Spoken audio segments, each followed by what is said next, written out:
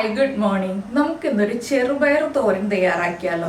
ചെറുപയർ തോരൻ തയ്യാറാക്കുമ്പോൾ ഈ രീതിയിൽ തയ്യാറാക്കുമ്പോൾ പ്രത്യേകം ശ്രദ്ധിക്കേണ്ട ഒരു കാര്യം എന്താണെന്ന് വെച്ചാൽ നമ്മൾ ചെറുപയർ തലേ ദിവസം വെള്ളത്തിൽ സോക്ക് ചെയ്ത് വെക്കുക. അതിനുശേഷം മാത്രം നമ്മൾ വേവിച്ചെടുക്കുക. കുക്കറിൽ വേവിക്കരുത് കേട്ടോ. കുക്കറിൽ വേവിക്കാതെ നമ്മൾ ചട്ടിയിലോ അല്ലെങ്കിൽ പാനിലോ വേവിച്ചിട്ട് വേണം ഈ ഒരു തോരൻ തയ്യാറാക്കാനായിട്ട്. അങ്ങനെ തയ്യാറാക്കിയാലേ കറക്റ്റ് ടേസ്റ്റ് ആവുള്ളൂ.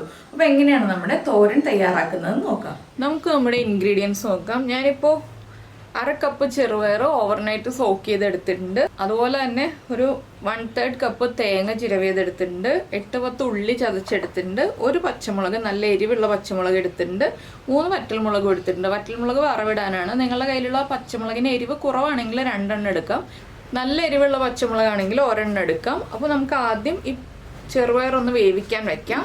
ഇപ്പോൾ ഞാനൊരു മൺചട്ടിയിലേക്ക് നമ്മൾ എടുത്തു വെച്ചിരുന്ന പയർ ഇട്ട് കൊടുക്കുന്നുണ്ട്.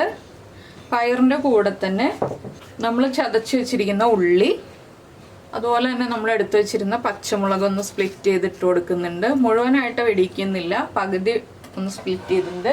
ഒരു തണ്ട് കറിവേപ്പില, 1/2 ടീസ്പൂൺ മഞ്ഞൾപ്പൊടി. ഇനി പയർ വേവാൻ ആവശ്യമായ വെള്ളവും കൂടി നമ്മൾ ഒഴിച്ചു കൊടുക്കുക.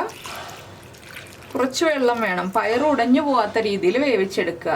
ഇനി പയറൊന്ന് തിളച്ച് കുക്കായി വരുമ്പോഴേ നമ്മൾ ഉപ്പ് ചേർക്കുന്നുള്ളൂ. ഇപ്പോൾ ഉപ്പ് ചേർക്കുന്നില്ല. ഇനി നമുക്കിതിൻ്റെ അരപ്പ് റെഡിയാക്കി എടുക്കാം.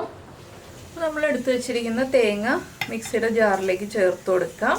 ഇതിലേക്ക് ഒരു 1/4 ടീസ്പൂൺ നല്ല ജീരകം, നമ്മുടെ ക്യൂമിൻ സീഡ്സ് ചേർത്ത് കൊടുക്കാം. ഇനി ഒന്ന് പൾസ് ചെയ്തെടുക്കുക മിക്സിയുടെ ജാറിൽ. അപ്പോൾ ഇതാ ഞാൻ ഇതുപോലെ ഒന്ന് പൾസ് ചെയ്തെടുത്തിട്ടുണ്ട്.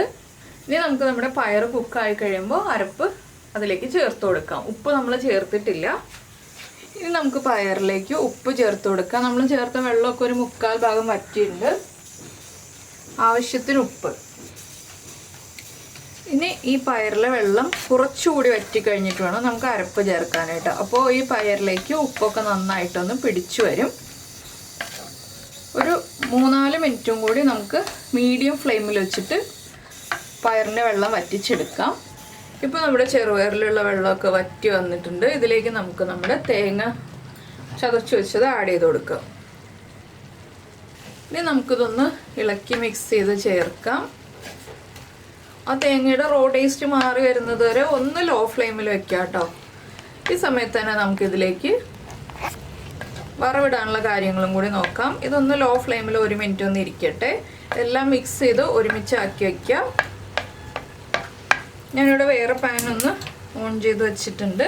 നിങ്ങളുടെ കയ്യിലിപ്പോൾ മിക്സിയിൽ ചതയ്ക്കാനുള്ള സൗകര്യങ്ങളില്ല, ബാച്ചിലേഴ്സ് ആണെന്നുണ്ടെങ്കിൽ തേങ്ങ ചിരവിയതിലേക്ക് ഒരു പിഞ്ച് ജീരകപ്പൊടി ഇട്ട് കൊടുത്തിട്ട് ഇളക്കി മിക്സ് ചെയ്തിട്ട് ഇതുപോലെ ആഡ് ചെയ്താലും മതി. ഇനി നമുക്ക് വറവിടാനുള്ള കാര്യങ്ങൾ നോക്കാം. അപ്പോൾ ഞാനൊരു പാൻ വെച്ചിട്ടുണ്ട്. പാനിലേക്ക് നമുക്ക് വെളിച്ചെണ്ണ ചേർക്കാം. അധികം വെളിച്ചെണ്ണ വേണ്ട കേട്ടോ, ചെറിയൊരളവിൽ വെളിച്ചെണ്ണ ചേർക്കാം. വെളിച്ചെണ്ണ ചൂടായി വരുമ്പോൾ നമുക്ക് ഈ വെളിച്ചെണ്ണയിലേക്ക് കടുക് ചേർത്ത് കൊടുക്കാം. ഒരു 1/2 ടീസ്പൂൺ കടുക് മതി.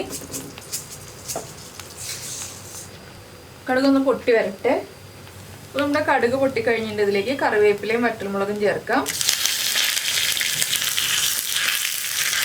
നമുക്കിത് നമ്മുടെ പയർ തോരനിലേക്ക് ആഡ് ചെയ്യാം. അപ്പോൾ നമ്മളിത് തോരനിലേക്ക് ആഡ് ചെയ്യാണ് വറവ്.